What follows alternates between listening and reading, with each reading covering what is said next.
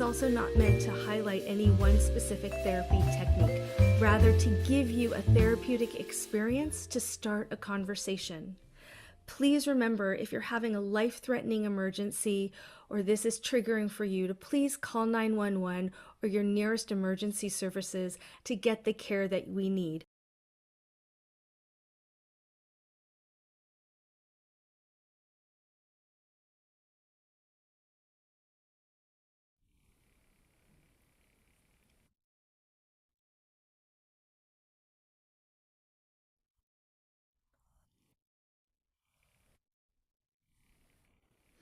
Hi, Sarah. Thanks so much for coming back in. I know it's been a rough couple of months with the pregnancy, and I wanted to check in with you on how you're feeling today. Um, well, over the weekend, I miscarried. So I'm obviously reeling from that, and I'm feeling sad, I'm feeling disappointed. I'm feeling like, again, like a failure a little bit. So I know it's happens, right? Yeah. But nonetheless, it doesn't feel great. So Yes. Is it okay if I ask you some questions about how you're feeling? yeah, absolutely.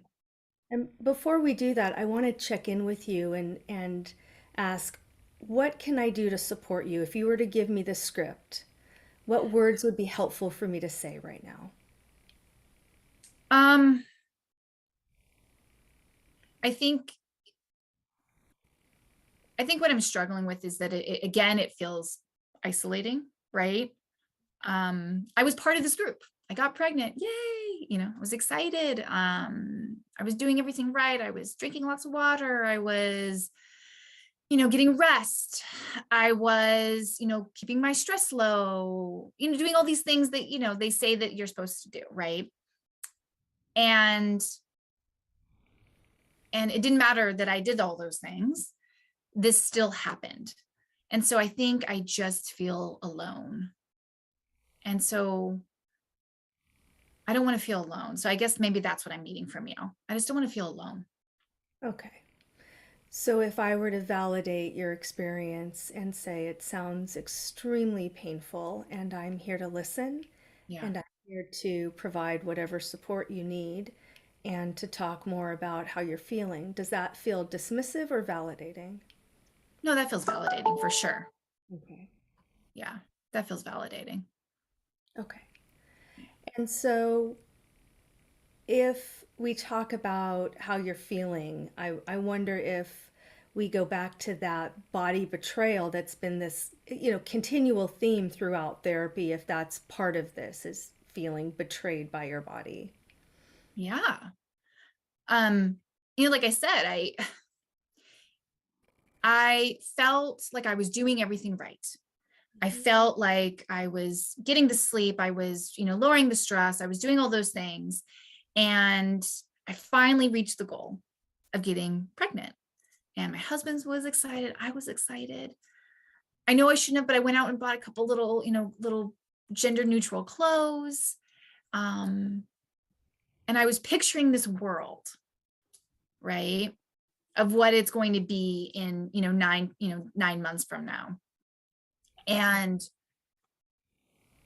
and then it was just gone in a blink of an eye. And I feel like it's my body that did it. Yeah. So it sounds like you're struggling with also feeling just the grief and loss of the dream, right? And then also the shame. Yeah. Does that feel like that fits? Yes. Yes. This sense of shame, this sense of I can't control it, Yeah. right? I can't control it. It happened. And I wanted very much, I very much wanted, this baby, Yeah. right?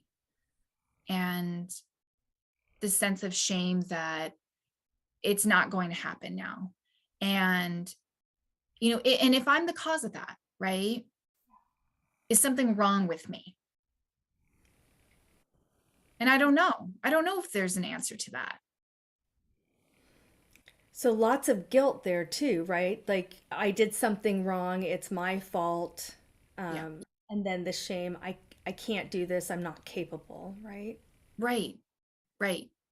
Yes. This sense of guilt and this, can I do it again? Was this my one shot? Right. Do you Right. feel, yeah, do you feel like that's in some ways fear? Can I do this again? Or I want to make sure I'm understanding correctly. Or are you feeling like I don't know if I can emotionally do this again? I think it's more of, can my body do this again? Can I get pregnant again? Right. Um, because it feels like, what I sit there and I'm contemplating, will this be my only opportunity? Or was this my only opportunity? Right. Mhm. And I'm an optimist. I'd Mhm. like to think that I'm an optimist. And I like to think that no, that's not true. And I can logically talk through that, and I can rationalize with myself. But that sense of fear that you talked about, Right. and that sense of, maybe it's like the little voice in the back of the mind saying, nope, that was your shot. That was, your one opportunity. It's not going to happen again for you. Might as, it's not happening. Right. Yeah. Yeah. And so that really just negative self-talk and how that feeds into, I think, the fear, Right. right? So if you, play this out a little bit, what would it mean for you to choose to try again? What would that look like for you? Well, the doctor said we can start trying at the next time, the next month. Right. And so, I asked my husband, I said, do you want to? Do you not want to? And he was very supportive. He just said, I want to do whatever it is that you want to do. Right. And I I do want to try. I'm scared, I'm nervous. I I think I'm going to have my guard up a little bit more, Mhm. because maybe I shouldn't put all the eggs in one basket until you know, certain time period. I don't know. But then I wonder if I do want to try again. I think that's the point of what I'm trying to say, is that I do want to try again. Yeah. Okay. So, Yeah. and there's no right answer here. It's what's right for you and Right. what you and your husband decide is best for the two of you. Um, Right. Right. and so, if you say, okay, I want to try again, Hmm. how can you feel supported and move through that fear, the guilt, the shame, the betrayal, and then dealing with what everybody's saying, right? Like all of the chatter. Right. We told a few friends, because I was excited. I told my best friends, and my husband knew. And um, so as far as people that knew that I was pregnant, it was a small group. Okay. Um, so I don't have to make this big announcement, I guess, right? But my friends have been supportive. They've come over, they brought me food. We went and had I went and had dinner with one of my girlfriends the other night, or what, a day after it happened. So that was nice. And that feels really, again, I think I feel like a little bit alone. Mhm. So she didn't make me feel alone. And my husband's been checking in on me. And, I obviously have you to talk to once a week, which is really helpful as well. Um, I think because you're unbiased, right? You're not within the circle. I think that's really helpful as well. Okay. So yeah. Yes. Is there something you feel like you need to do that would help you move through the grief and, honor this pregnancy, honor the loss, honor yourself? Or do you feel like it's just too soon?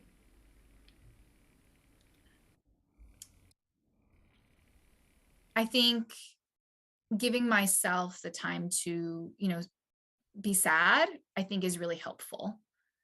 That was one of the things we talked about when I was struggling just to even get pregnant, right?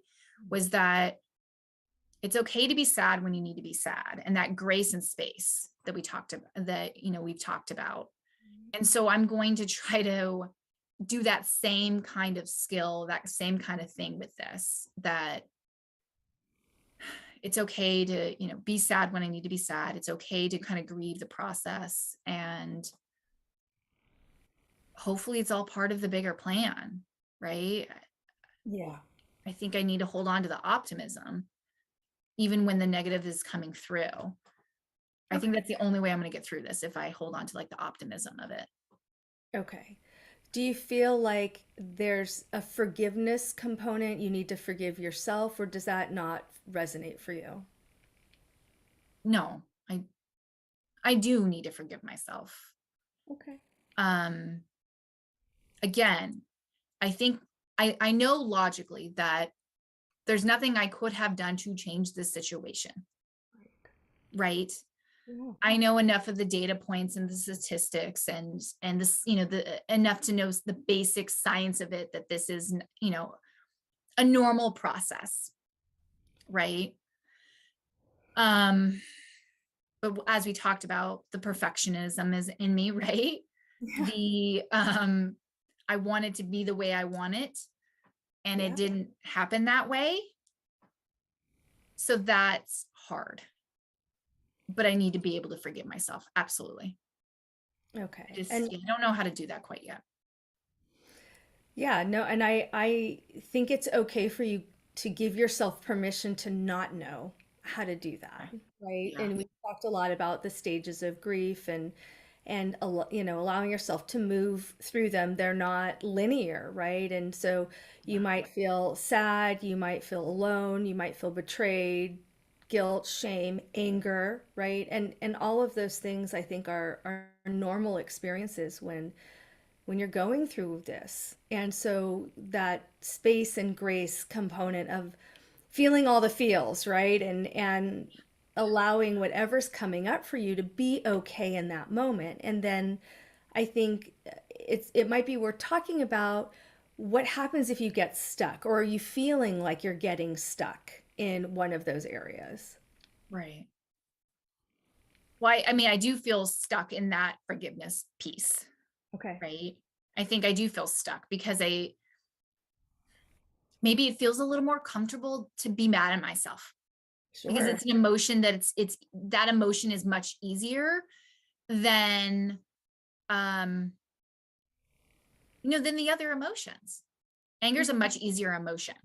It just is. I don't know why. I don't know if that's just who I am or what, but it's just a much easier emotion. So if I can just be mad at myself, then I have something to, I have something to think about, right?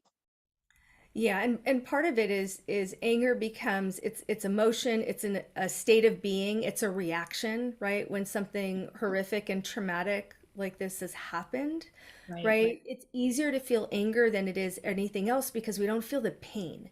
And that's a defense mechanism, right? So when we're pushing against this thing and we're like, I'm just going to be angry, then usually it doesn't keep coming at us, right? And so if it's a person, people will retreat when you come at them with anger, right? When it's against ourselves and we're angry, it allows us to pull away from those deeper feelings of shame, guilt, betrayal, fear, forgiveness, because that hurts. It just hurts.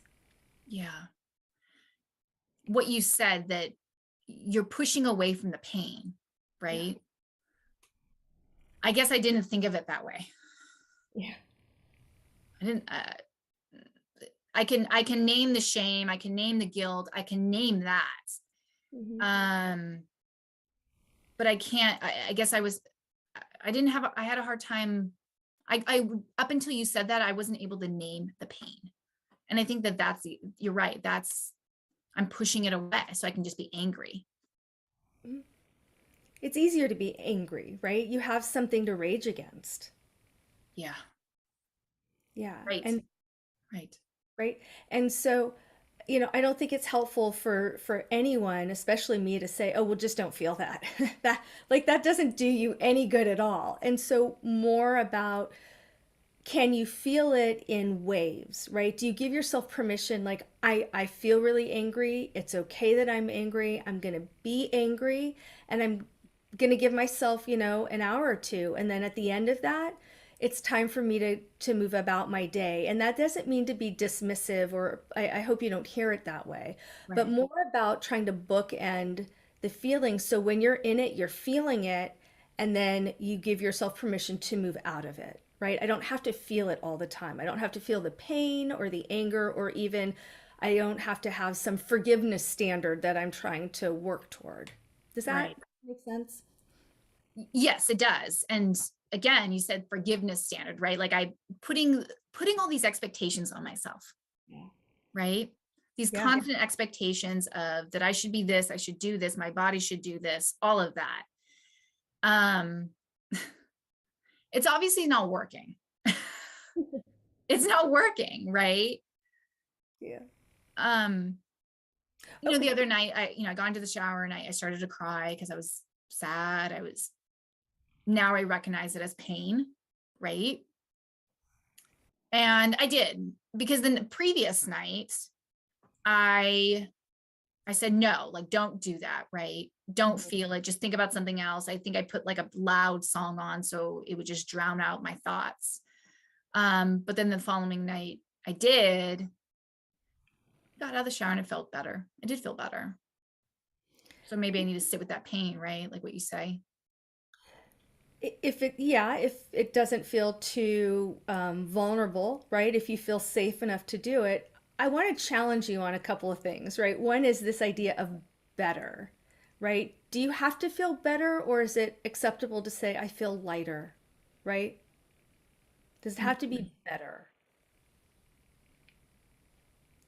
Yeah. Um, well, better's a goal, right? It's a Yeah. goal. That perfectionism, isn't it? Yeah. Um, feeling lighter, right? Okay. So what I mean by that is, the crying helped, right? Because it's cathartic. It helps us release some of that kinesthetic or that energy that just gets built up with pain. And so, do I feel lighter? And I wonder if that'll help with some of the negative self-talk and the anger components, in the sense of, okay, I'm letting the anger go and I feel lighter. I don't know when people, I'll just ask you, I don't know, when you go through an experience like this, if the standard is, well, I'm just automatically going to feel better, and if a few weeks will go by and I'll feel great and I'm back to normal. Because I don't know with traumatic loss if that really is the measurable standard, right? Rather of, it doesn't hurt so much today, and then maybe in a few days from now it doesn't hurt so much today. Does that resonate? It does, because I think what I hear you say is that I need to, this isn't a, there isn't an end point and there's no goal in this, right? And learning to say that it's not about being better, but it's about being lighter. I think that that's helpful. That's really, really helpful, because it gives me the opportunity to be able to feel the pain, feel the sadness, feel whatever it is that I'm feeling. And do I just feel a little bit lighter? I think I really needed that. Um, I don't think I would have, I don't know if I would have, I don't know if I would have come to that.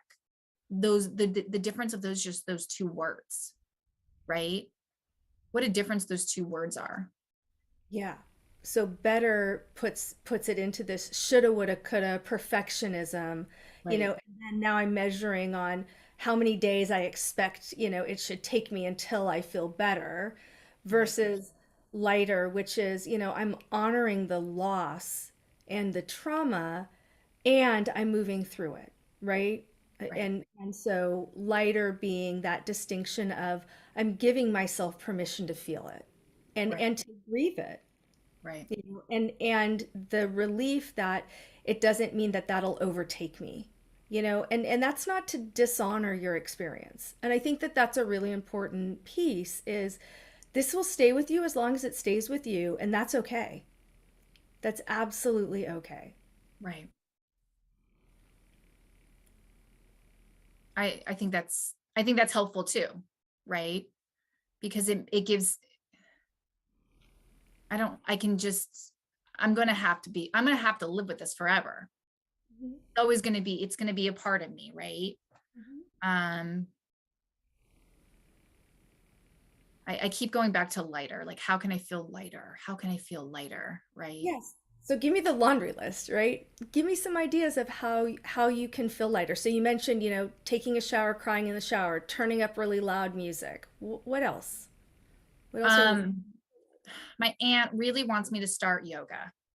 Okay. I can't even touch my toes. I would like to point that out that I can't even touch my toes. So this is not something in my wheelhouse. And she keeps telling me that, you know, it's about doing new things with your body that you didn't necessarily think you could do.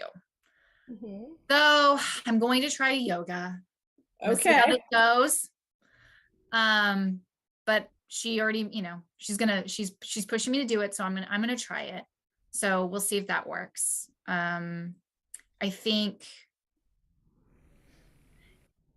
when my husband wants to support, like when he wants to give me a hug and he wants to support me, I think I'm gonna let him. I'm gonna be vulnerable too, right? I don't like to feel vulnerable. So I think I'm gonna just let it be, just do that. Just do that.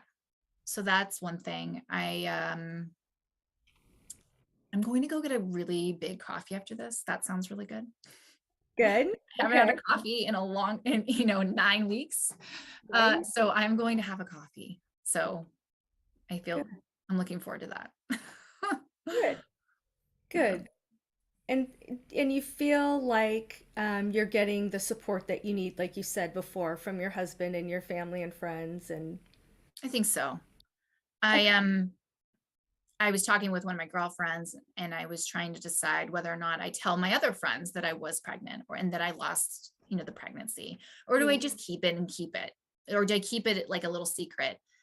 And what she said was, and this was helpful too. She says, if you want to talk about it, you should feel comfortable to talk about it. And it shouldn't be a secret if you don't want it to be a secret. And if you want to keep it close to your heart, you keep it close to your heart. But if you want to talk about it, talk about it. And I'd like to think that I'm a lot more open. So, and I do want to talk about it, Mhm. you know?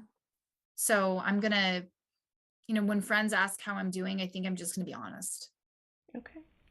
you I know? mean, and I trust that you know yourself best and that, you know, being able to know when it feels right to feel vulnerable or when you feel like you need to be a little more guarded and putting that in your acceptance, right? Because really what we're talking about today is ways to find acceptance, and that doesn't mean that oh, it is what it is, or you know, I have to just deal with it, or it doesn't really mean anything other than getting to this place of radical acceptance, right? We talked about that before with DBT skills, you know, Right.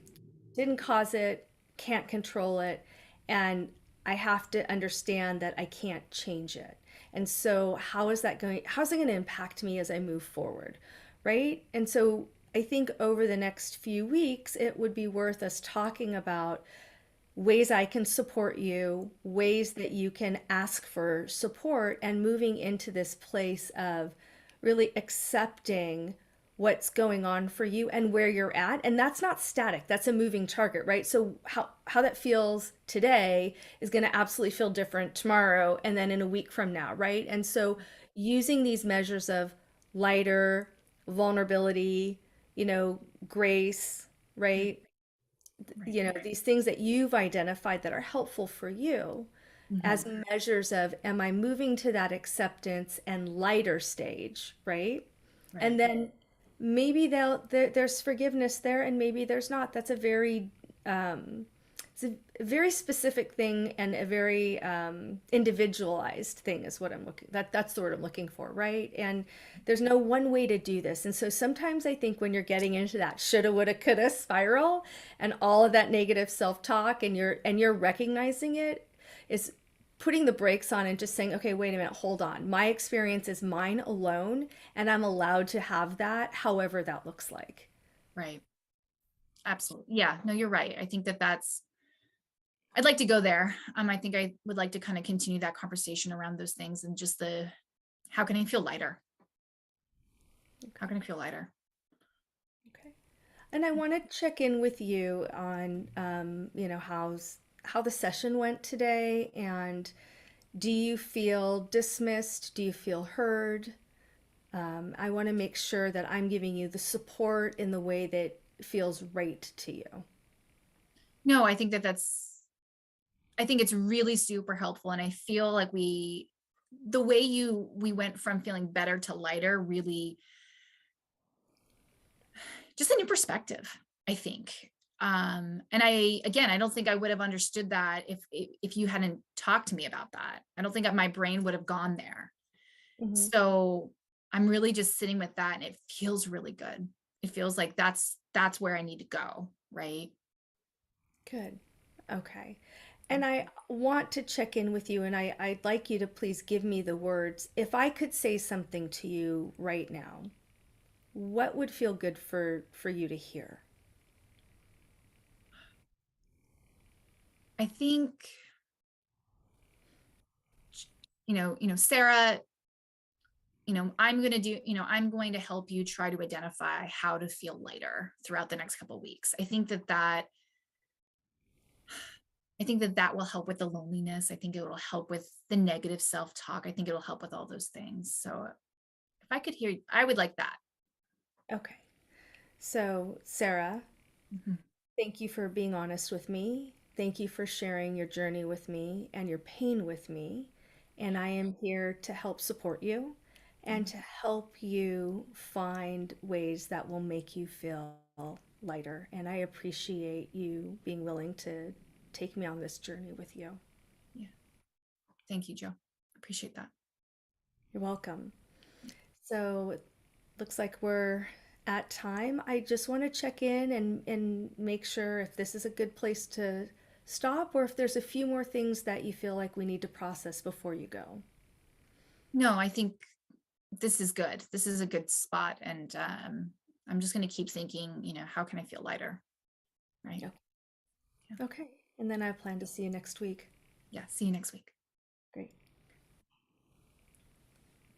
And thanks everyone for listening. I know we have the amazing Switch Research moderator on with us who has lots of questions, or I'm hoping people will drop questions in our live chat. Sarah and I are both subject matter experts with this particular thing with miscarriage and loss, and we'd love to answer questions right now.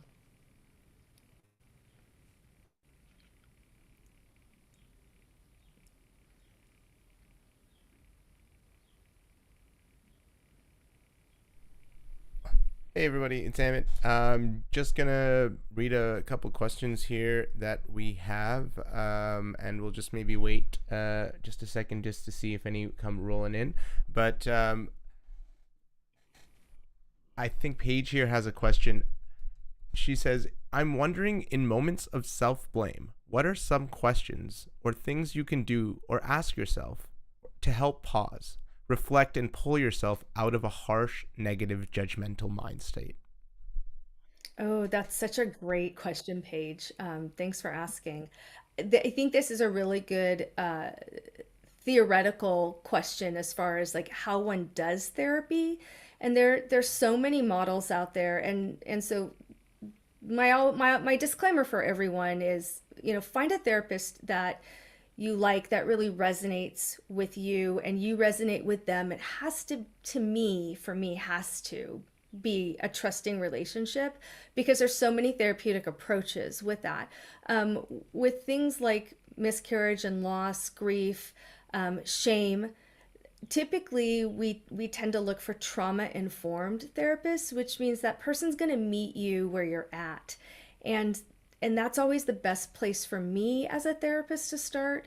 And then really to just address your question, I always like skills. And so there's cognitive behavioral or CBT, dialectical behavioral DBT, and using that thought stopping. So a lot of times I'll tell clients, okay, imagine a big giant red stop sign or a hand stop, and then tell yourself, okay, stop, take a breath. Is this working for me right now?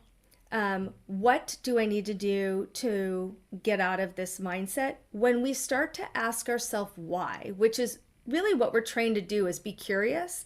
And so we're like, I wonder why I'm feeling this way. I wonder what's going on. Anytime we move into those why questions, we reprocess. And sometimes it means we re-traumatize.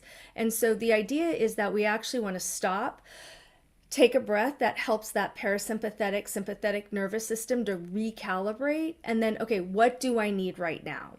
And how do I shift and try and stay out of the why? And sometimes that skill will help people sort of redirect that shame and blame component. Sarah, you've got some thoughts? I echo what Joe says, that the most important thing that you can do when you're, embarking on like a therapy journey is finding a therapist that works for you, and that this therapist understands your experience, or at least attempts to really understand, right? Like they may not specifically have gone through that trauma or that whatever, but are they meeting you where you're at? So that trauma-informed approach to what Joe was highlighting. We there's so many different things. Like I said, Joe talked about skills. The other component is language. And you see like in the vignette with Joe and I, how we kind of really honed in on those two words of better versus lighter. And, that's a component of narrative therapy, right? And so looking at that language and really trying to figure out how you can externalize the problem separate from the person. And Joe helped me, do that. I'm not the problem. This is not, this is not your fault, right? And so she highlighted that really, really well. And so I think it's a couple of things. It's finding the right therapist, and then it's just exploring how you're feeling, right? That's what therapy is, exploring how you're feeling and how can we make you feel a little bit better, right? And how can you make yourself feel a little bit better? Yeah. Thanks for the compliment, Sarah. Yeah. And journaling. Yeah. We're kind of, we know each other well and we're giggling a little bit, but for all of you that are listening, this isn't actually scripted. And so Sarah and I both have professional experience on this topic. We have personal experience on this topic, and we really don't talk about it ahead of time. We just drop in and really do as close to a therapy session as we can. Right. So thanks for the question, Paige. Nika asks, I can really relate to anger being easier than the other emotions. What can I do instead of getting angry to help me deal with difficult emotions? Yeah, that's it's really interesting. That I'll just speak about me personally is my go-to defense mechanism. And so what I've learned over the years, because I had a great therapist even before I went to psych school, learned that I really needed to say, am I angry? Am I hungry? Am I angry? Am I tired? Am I angry? Am I disappointed in my choices? And so really just continuing to force myself to look at the anger and then compare that to what else was going on, either, intrinsically, internally, systemically, environmentally. Am I cold, right? Am I uncomfortable? And so that was for me the first place to start challenging. Okay, my go-to is anger all the time, and yet I'm actually not angry.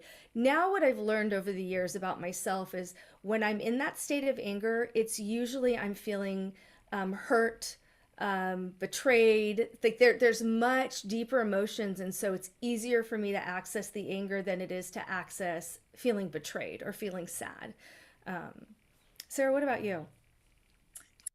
My go-to is anger too, no doubt about it, because it's a quick, easy emotion, right? And you don't have to necessarily dive deeper, right? I think it's a little bit of two things. One, if you're feeling angry, give yourself a little bit of space to feel that anger, right? Um, and then moving through the steps. What now? Okay, so I'm angry. I'm going to feel angry. Okay, now what? And not so what, but like now what? What can we do now? Or what can I do now to make myself feel better? What can I do to take care of myself? Right? That should be a constant question. What can I do to take care of myself now? Right. Yeah. So I would Yeah. start there. It's, I actually sometimes will write it down. I'll make a big circle on a piece of paper and I put I put a little stick figure because I can't draw, but I put me in the middle of it, and the prompt is, okay, what am I angry about and what can I control in the inner circle? And then on the outside of the paper, all of the things that I'm angry about that I cannot control.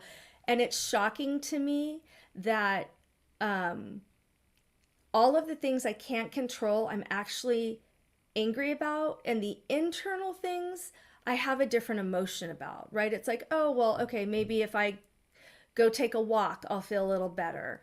Maybe if, like Sarah said, if I just feel it, if I give myself permission to, I joke and say, I'll give myself permission to have a pity party for an hour. And at the end of the hour, wrap it up, done feeling sorry for myself, done feeling angry. And usually about 5 minutes into it, I go, all right, I'm over this. And so sometimes it's just that permission structure piece, but I will actually map that out. And I have clients do that too.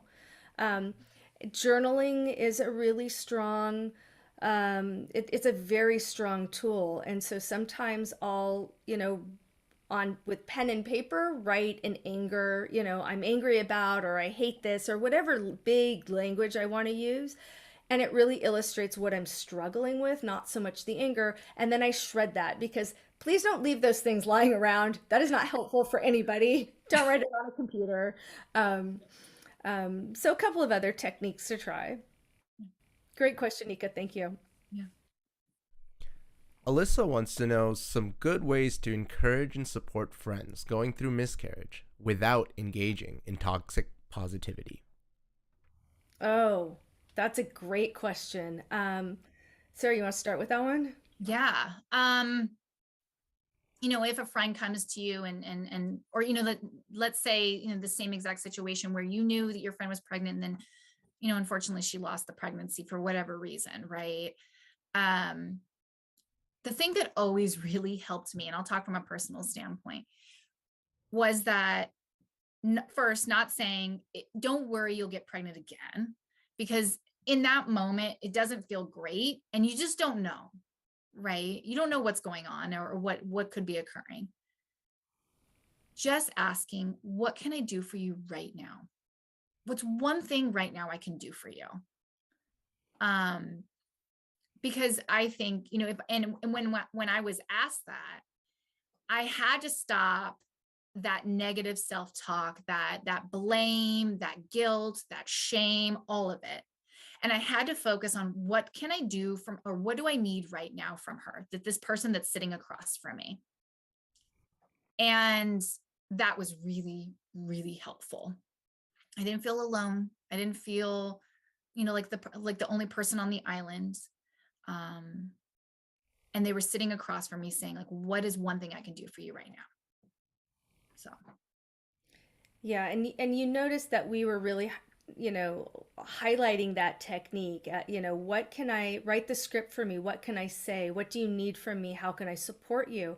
Um, the last thing I want to say to somebody, whether it's a friend, a friend, a family member, a client, oh, I'm sorry.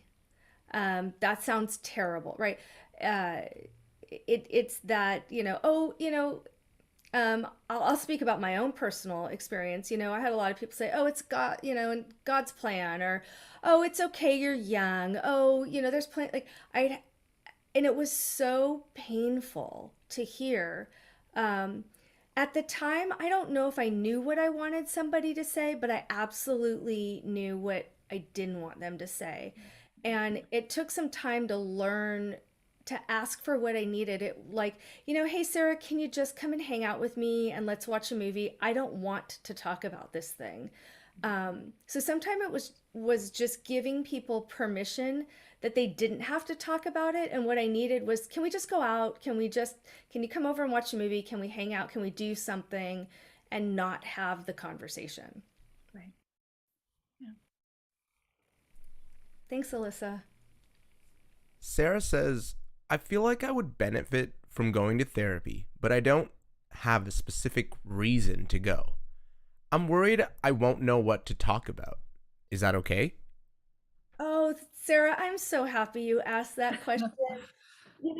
Therapy, there's definitely, I don't want to be insensitive to socioeconomic concerns for some people. It is not always accessible for some people. And hey, drop us a line and we will send you lots of links of ways to access good, cost-effective therapy. So putting that aside, you know, where else can you go for an hour once a week or every other week and just say, this is how I'm feeling today, and it doesn't have to be rational or logical or make sense to anybody, and know that I'm not going to be judged. Where my girlfriends always have my back. I have the best friends. Sarah's one of them. I have the best friends where I can call up and go, blah, and they're like, oh my gosh, that's the most terrible thing I've ever heard.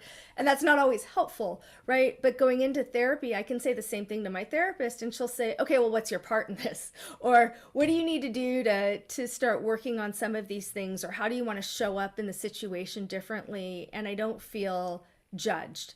So I think some of it is just starting to interview therapists. And I say this not lightly, interview therapists. What's your training? What's your background? Who do you like to work with? What's the style that you work with? If you feel like you can have a conversation with somebody in a few minutes, that might be a good choice. And it really is saying, I think I'd benefit from therapy. I'm not 100% sure that I've identified why. And that's where I want to start. I just want to start there. Can we just talk about why therapy might help? Or maybe there are some things that I'm afraid to talk about that I haven't figured that out consciously yet. And so just going in and saying exactly what your question was. And if that person can't meet you there, find a different therapist. Please find a different therapist. It's my favorite question I think I answer. And I answer it all the time with new clients. Sarah, what are your thoughts on it? What I say to people all the time is that you should treat your mental health the way you treat your physical health. Every year you're supposed to go in for a physical. Go get your blood pressure taken. They look in your ears, your mouth, you're listening to your heart, listen to your lungs, all of that, right? Every year you're supposed to do that. You're supposed to go to the dentist twice a year, all these different things. You should be treating your mental health the same exact way. It's a checkup. And so maybe it's not that you go in every week, but maybe it's that you go in once in every 3 months as simply as a checkup, right? When life is good, you may not necessarily need it, but then when you're struggling, you have someone right there, a call you can get scheduled. And so you should be treating your mental health the same as your physical health. Don't neglect it, right? Because your mental health can absolutely affect your physical health. We all know that when we're feeling stressed, when we're feeling anxious, when we're feeling depressed, you can feel it physically. So treat it the same. Yeah, great question. Jenny asks, what are some forms of positive self-talk I could use to uplift myself or loved ones? Oh, that's a great question. So the sort of rule of thumb is saying things to yourself in the same way that you would say that to somebody else. And so typically that comes from a place of talking about me or I statements, right? Um, and so, really working with the negative self talk and transforming that. So when you hear yourself say, oh, I'm trying to think of a good example. Oh, you screwed that up. You screwed up that work project, Joelle. That was terrible. Um, I would never say that to my friend. I wouldn't say that to a client. I wouldn't even say that to somebody I don't know well. Oh, you screwed that up. So why would I say that to myself, right? And so sometimes changing that to an I statement. Oh, I screwed that project up. Ah, okay. What do I need to do differently? Is it okay that I make mistakes? Did I try my best? And a lot of times it's, can I say that I tried my best, which is in no way perfect, right? And tomorrow's another day and I can revisit this. So part of it is taking that you that we externalize. Sarah used that word earlier. It's a great word. And sort of we finger point at ourselves, right? Oh, you did this thing. And turning that into an I statement, and saying it out loud to yourself in the mirror is really powerful. And so some of it is habit breaking. It's learning how to break the cycle of that constant negative talk. Sarah, what about you? What skills or techniques you think work? I think there's something really powerful about writing it down, right? So you giving yourself an opportunity to honor all the great things that you do on a daily basis, or all the things that you do. So, making a simple list of all the good things you did for someone today, that you did for yourself, that that you felt like you succeeded on. And then you go back and you reflect on it. So you have this list and you're like, oh, okay, I guess I did do that. Right. I guess I did that project well, or I guess I made that staff person really feel heard when, they were concerned about something, whatever it is. Right. Or, it was really nice that when I tipped the barista today and they were like, thank you so much. And, all of it. So I think writing a list is really powerful. I like seeing that physical, tangible component. So, Yeah. I also will tell you a personal trick of mine.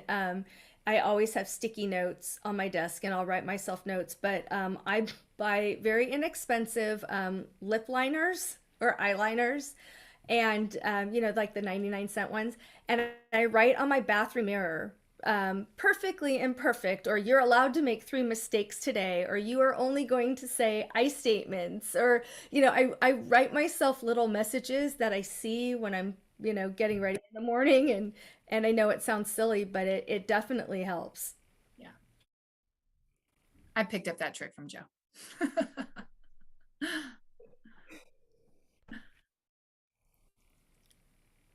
I think we have one more question from chat here. My friend recently experienced a miscarriage and has had a hard time asking her partner for support. Mhm. Are there Yeah. any tips you would have for her? Yeah. I mean, you're talking to therapists, so we're always going to say go to therapy. But I think, all kidding aside, it's very painful when it's common for people to feel isolated and angry at their body. Some women say they don't want to be touched. They don't want words of encouragement. So I think some of it is really being able to say, well, how, what's that script? What do you think you need? And then maybe it's writing a letter or buying a card and saying, here's ways that I'd like you to support. I think also, um, it's okay. It's absolutely okay to say, I don't know what I need right now, and I don't know what I want right now. Can you just sit with me? Or I don't know what I need and I don't know what I want. And for you as the friend to say, I'm here. I'm here and I will be here. And we don't have to talk about it. And if you feel like you want to try and troubleshoot or think about how you could ask for your partner's support, then I'm happy to just listen. And so sometimes that'll help someone get over the hump. That's a question I resonate with. It was really hard for me to know what I needed. I knew what I didn't want. And miscarriage it's a very common experience. It's a very shameful one. There's a lot of taboo around it. It happens way more frequently than we're aware of. Partners go through their own grief and loss when it comes to miscarriage that they don't always share with their partner that was pregnant. And so it's so complicated and painful, and it was difficult. I knew what made me feel bad, but I didn't know what was going to make me feel better, and it took me some time to figure that out. And I felt so defeated. I did. I felt like, oh, this, forget it. I don't even know what to do. And that stayed with me for a long time. And so I know, Sarah, I know your experience is a little different. Do you want to talk more about your experiences? Yeah, I mean, that sensitive feet, absolutely. Right. Um, One thing that I can recall that a friend did for me that was really helpful was change of scenery. And I've somehow, or I've adopted this when it comes to now my children. When emotions are high, when feelings are at a boiling point, there's something to be said about change of scenery. And so in the instance of when I had my miscarriage and I'm sitting there and I'm upset, my friend walks in and she goes, how you doing? How you feeling? And, I didn't really have much words, emotions, all of that.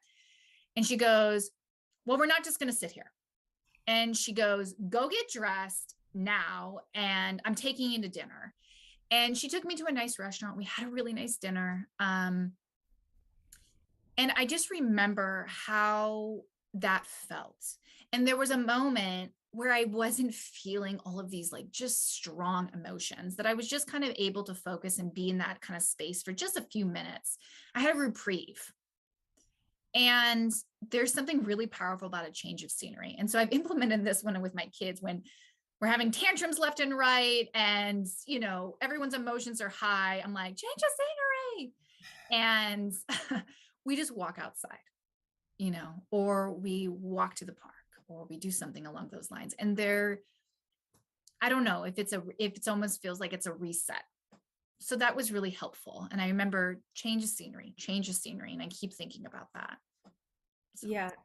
And I think for me that definitely helped, but I think that the coaching that I had at the time was and what I still do all of these years later with my clients is it's okay to say to your partner, I don't know what I need. I just need something. And really being coached to start verbalizing, I don't know what I need from you. I need something, you know, and getting that support in a way that we had to figure out together because we didn't get it right the first time, and so it was difficult because it took a couple of going through this experience to finally say, okay, now I know what I need. So I think just encouraging her to say to her partner, I know I need something. I just don't know what it is, and I don't know what you can do to help me right now. And not from a like, oh, you can't help me standpoint, but just being really vulnerable. And that's hard. It sounds so easy. If it were easy, everybody would do it. It's not easy. It's painful and it's hard, and that feels defeating too. Like I'm supposed to know what's going to make me feel better, and the reality is that at times we just don't. We don't know. And that's that better, right? Instead of what do I need to do to feel lighter? Mhm. Great question. Really great question.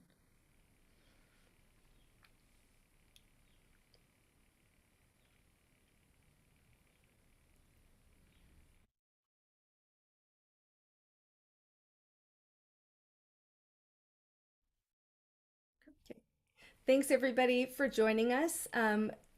If you're just kind of joining us midway, you can rewatch parts of it or re-listen to it if you'd like. Please drop us a line.